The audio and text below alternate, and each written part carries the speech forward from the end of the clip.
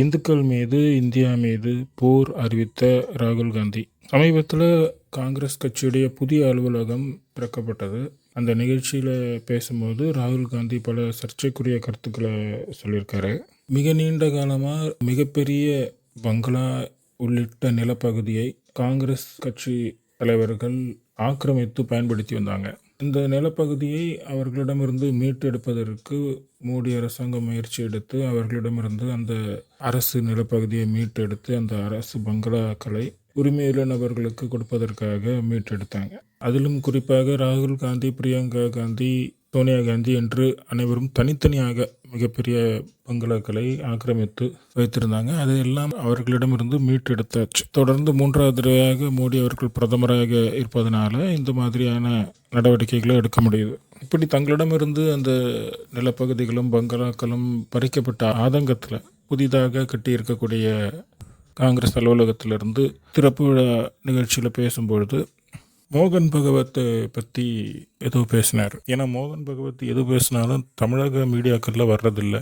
ஆகையால் இவர் என்ன சொல்கிறாரு, எதை பற்றி பேசுகிறாருன்றது தமிழகத்திலேருந்து கேட்கக்கூடிய நபர்களுக்கு புரியாது. அதற்கு பிறகு மோகன் பகவத் என்ன பேசினார்னு போய் பார்க்க வேண்டியதாக இருக்குது. மோகன் பகவத் பேசின விஷயத்துக்கு விளம்பரம் கொடுக்கறதே ராகுல் காந்தி தான். அப்படி மோகன் பகவத் என்ன சொல்லிட்டாருன்னா, ராமர் கோவில் கட்டிய தினமே உண்மையான சுதந்திர தினம் இந்துக்களுக்கு அப்படின்னு சொல்லியிருக்காரு. என்கிட்ட கேட்டால் இன்னும் கூட இந்துக்களுக்கு சுதந்திரம் கிடைக்கல. இது இந்துக்கள் நாடாக அறிவிக்கும் தினம்தான் இந்த நாடு முழுமையாக சுதந்திரம் அடைஞ்சிருக்குன்னு சொல்லுவேன். இவர் இப்படி பேசியிருப்பது தேச துரோகம்.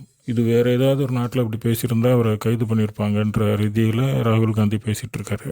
இதே போன்ற கருத்துக்கள் ஓவைசி சொல்லும் போது இவர் இந்த மாதிரி எதிர்ப்பு கருத்து சொன்னாரா? ஓவைசி 15 நிமிடத்திற்கு இராணுவத்தையும் காவல்துறையும் நீக்கி வையுங்கள், நாங்கள் இந்த நாட்டை முஸ்லீம் நாடாக மாற்றி காமிக்கிறோம்னு சொன்னார். அதாவது இந்துக்களெல்லாம் கொண்டு குவிச்சிருவாங்கன்ற அர்த்தத்தில். அதற்கு இவர் இதே மாதிரியான தேச துரோக குற்றச்சாட்டு வைத்தாரா? அவர்களுடன் எதற்கு இவங்க கூட்டணி வச்சு அரசியல் பண்ணிட்டு இருக்காங்க? காங்கிரஸ் ஒரு புதிய முஸ்லீம் லீக் மாதிரி செயல்படுது.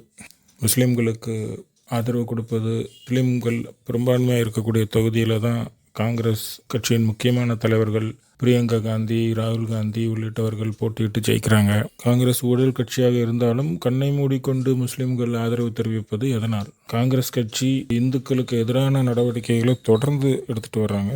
இந்த விழா நிகழ்ச்சியிலேயே ராகுல் காந்தி சொல்றாரு, காங்கிரஸ் தான் சுதந்திரம் வாங்கி கொடுத்தது. இந்த சுதந்திர வேள்வியில் இந்துக்களுக்கு எந்த சம்பந்தமும் இல்லை. இந்துக்களுக்கு எதிராக தான் அவர் பேசிக்கிட்டு இருக்காரு. சுதந்திரத்துக்காக போராடிய சாவர்கர் உள்ளிட்ட தேச தியாகிகளை அவமானப்படுத்தும் விதமாக பேசிகிட்டு இருக்காங்க.